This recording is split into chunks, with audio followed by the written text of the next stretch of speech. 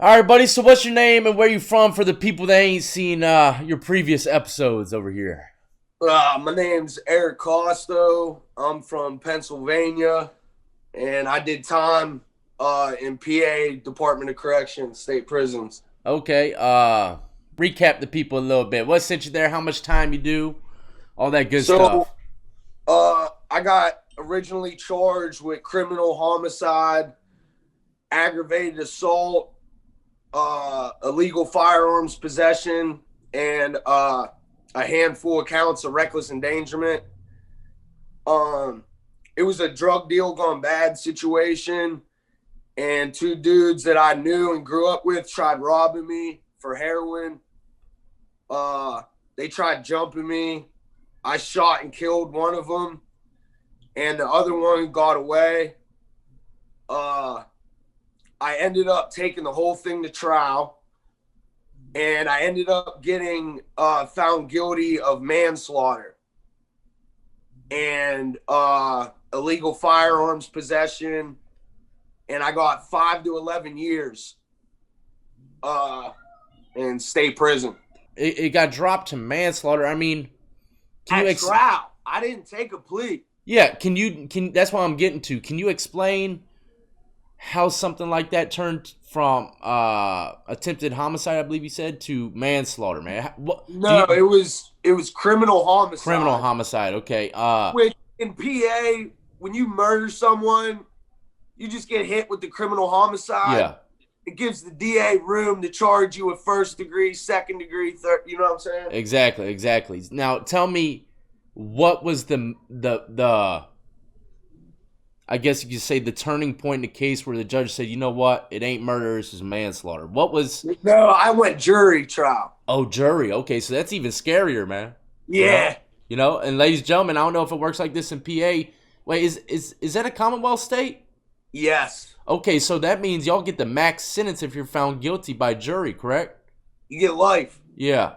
I mean, were you scared going in front of a jury about this? Oh, my God. Yeah. Bro, I was scared the whole time. I was scared the whole time. I ain't gonna lie. Hey, do you think the outcome would have changed a little differently if you did have all them face tats? Yeah, for sure.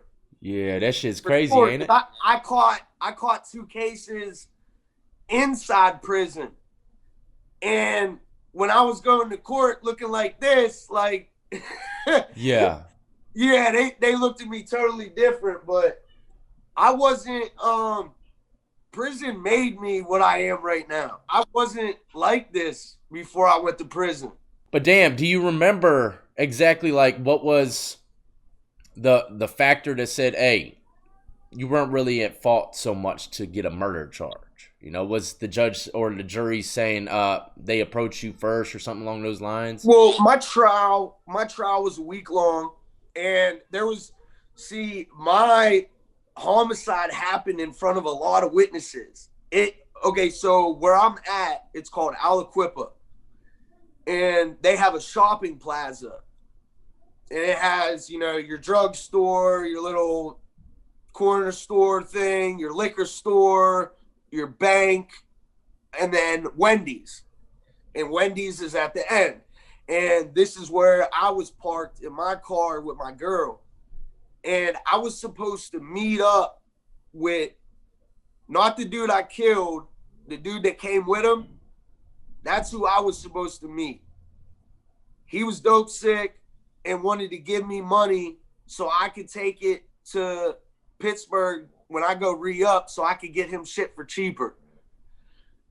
A lot of these dudes, they don't go in the city and shit because, they ain't from that area. They can't go into gang projects and shit like that. And they don't have connects. So I would take people's money and I would go up there. Now, at the time, I'm not a crip. I got no tat. All I do is sell heroin and party. Yeah. Like, I hit a couple licks here and there, but I'm not running around murdering shit. And you're doing some dirt, but you're just trying to have some fun. You ain't doing no crazy shit. Okay, I get it. Yeah, that's what I was doing. Yeah, exactly. I don't like portraying shit that I wasn't doing. Yeah. But yeah, so he comes there with dude. Now, dude that I killed, me and him grew up together. We was real close. But he got real strung out on dope. Like everybody did. We was all popping pills, and eventually everyone turned to dope, me including. But I sold it, so I never realized I had a problem. You know what I mean? I wasn't doing what they was doing to get money because I did it for free. Yeah. So I didn't understand I was a junkie too. Yeah. But he stole a gun. He told me the gun was a 38. It was a 32.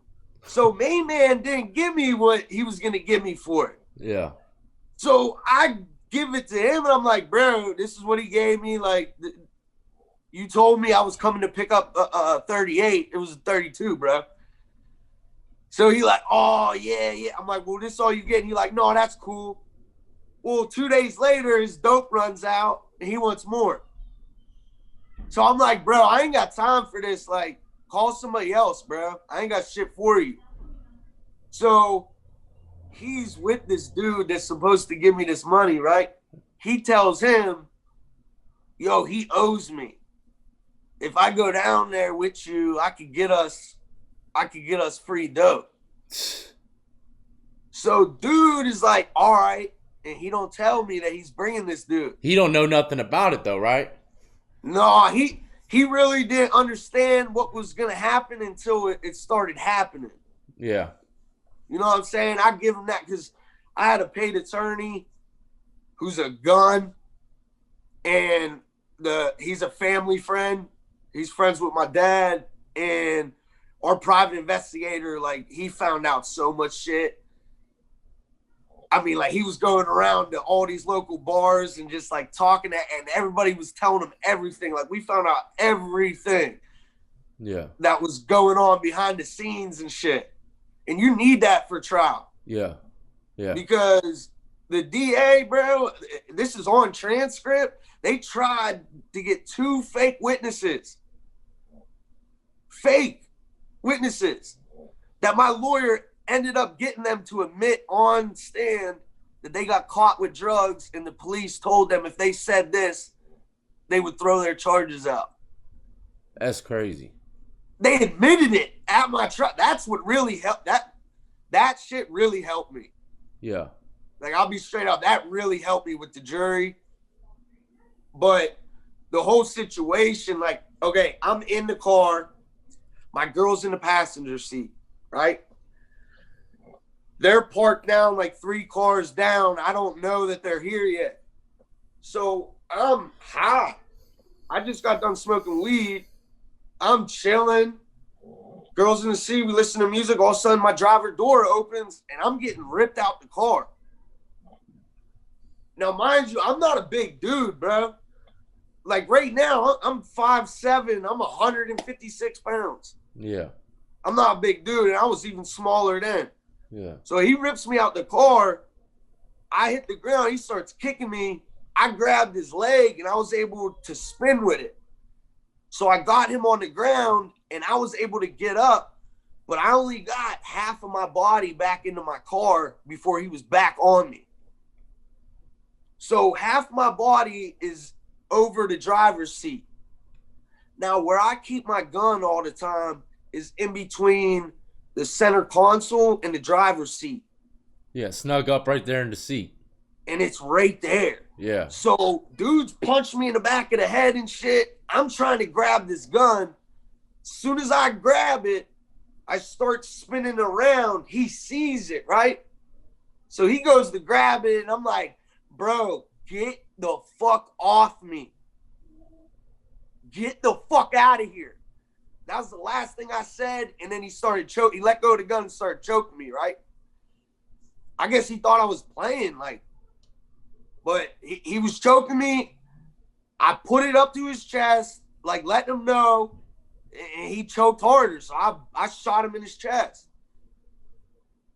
I pushed him off me. I got out of the car. He stumbled over, but he got back up.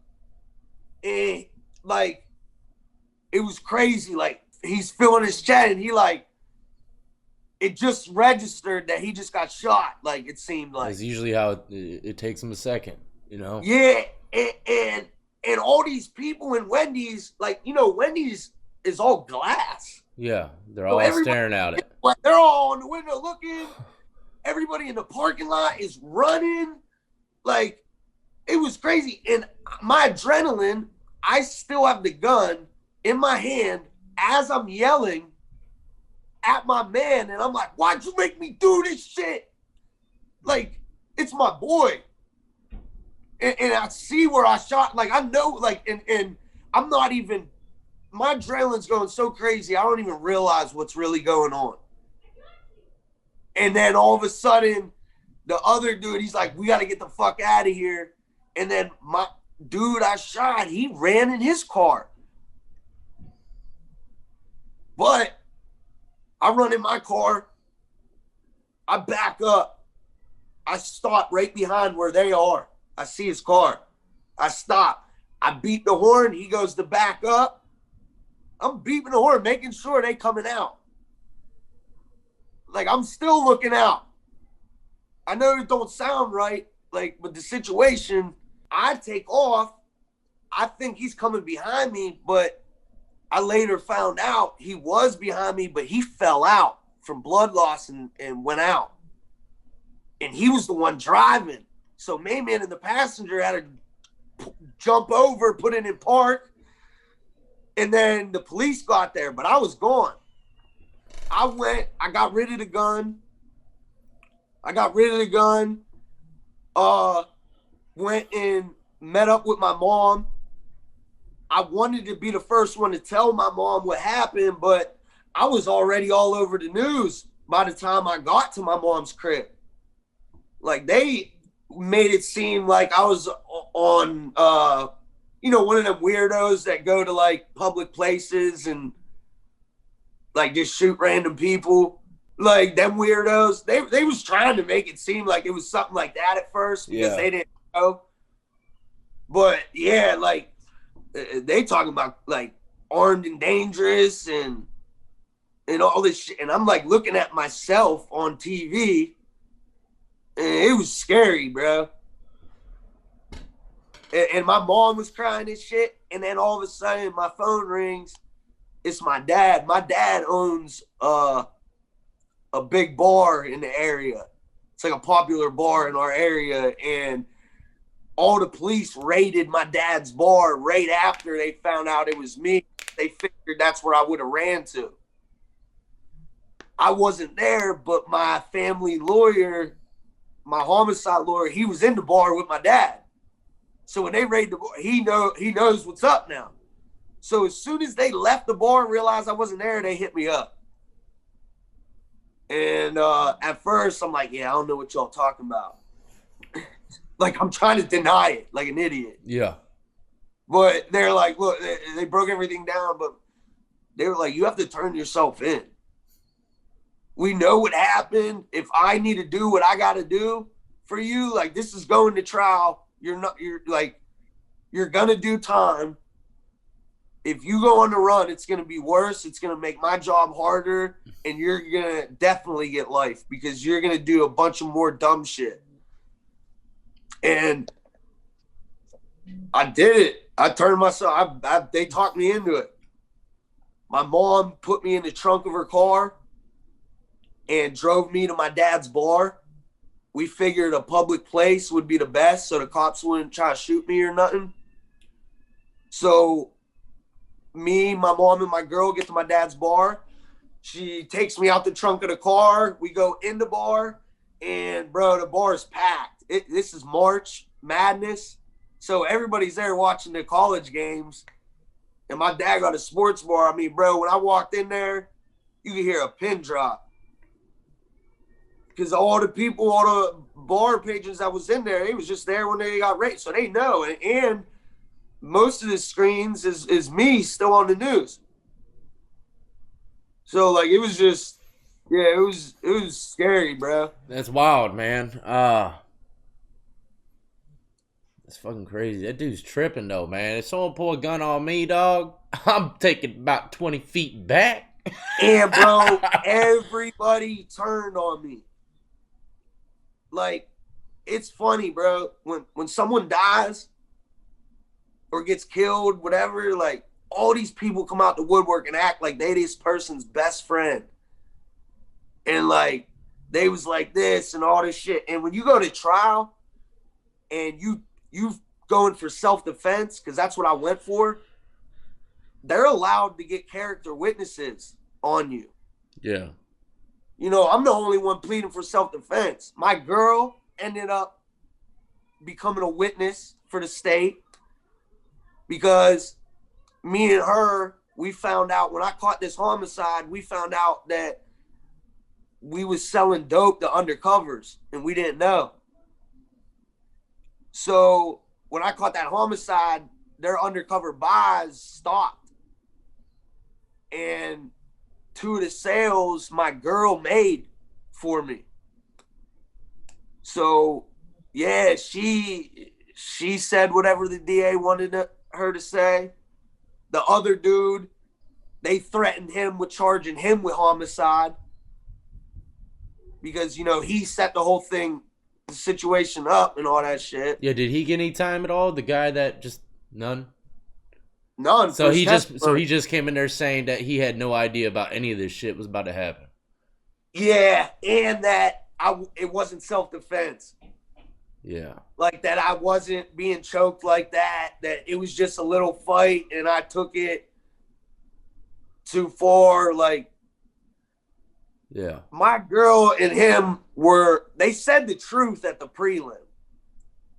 See, the DA and them didn't get to them right away.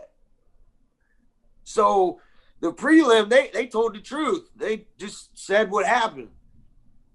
But when it came time a year later for trial, that was a different story. Then their shit changed. But luckily, you know, everything that is stated in a court is on transcript.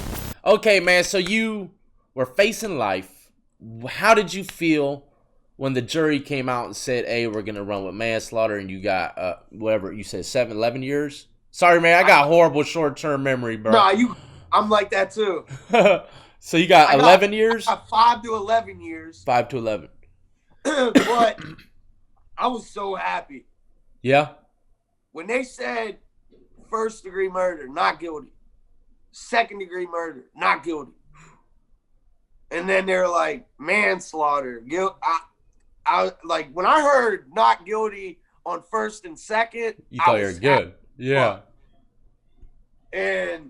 But yeah, I was happy as shit. Everybody threw a party for me when I got back on the block. Like, it was, yeah. Isn't that crazy though, man?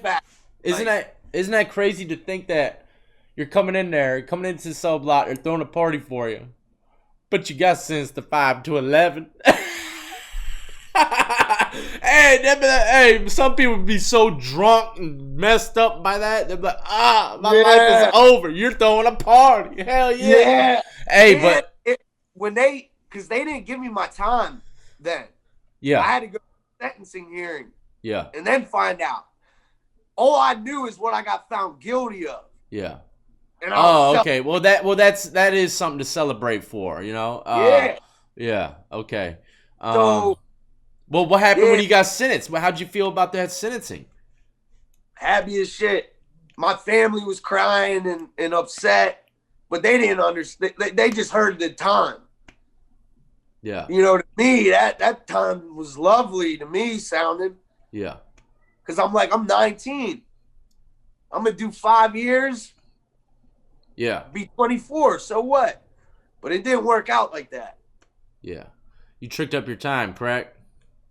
Yeah, I ended up doing the whole 11.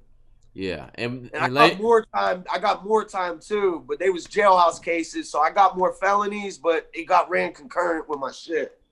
Yeah, and ladies and gentlemen, that's pretty much what we spoke about in the first episode or two. I cut it into 2 pieces, but you were talking about some of the shit that you did that got your time tricked up. 3. Yeah, 3. And then you told a few stories about how you tricked up your time, how you shanked yourself in the head, and all kinds of crazy shit. So I'll leave those linked and pinned in the comment section description of the video for y'all to check out and do a little recap. But you get sentenced. I mean, I can't recall from the previous episodes, but did you start banging? It was in prison where you started banging, correct?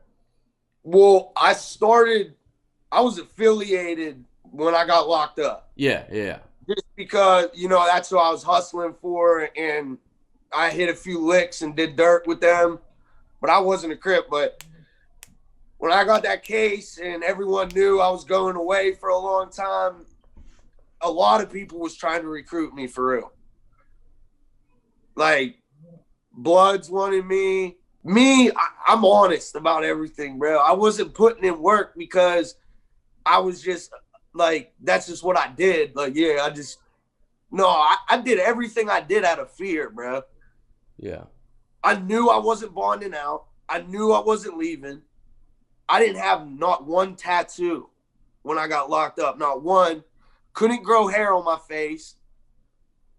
And I had long ass hair. Like, I looked like a bitch. Like, if you had a poster child for a victim in prison, it'd be a picture of me, bro. Yeah. Like, so that was my mindset. Now, yeah, everybody in the county knew me and knew, I wasn't no bitch and shit like that. So it was different in there. Upstate, nobody knows you. Yeah. When you someone like me, you known locally. Yeah. You ain't known statewide. And, there's people a lot bigger than me and older than me that was having a hard fucking time in there, and I seen that shit, and it scared me. Yeah. So I always looked at it like, do I want to sit back and be scared and wait for somebody to hurt me, or just get it out the way, hurt them, go do my little solitary time, which in PA, you get solitary time whether you start the fight or not. Yeah, that's how it is in Virginia. If you involved in it, you're going you down. going down. Yeah. Unless you a rat and you fucking, You're still going to be sitting there for a couple days till they put you back in the block. Yeah, so like, I've always been real intelligent. Like, I always like to think ahead and shit. So I seen that and I went in. And then I'm like, I'm small, so I don't got time to be working out and getting all big. That's going to take too much time. Yeah. So I learned how to make knives, and I learned how to carry razors in my mouth. Like, I learned all kinds of fucking little crafty shit. Like, bro, I used to make these little fucking things for my knuckles out of plastic. And I would get garbage bags from the block, and I would cut them, and I'd melt them up and roll them into rings.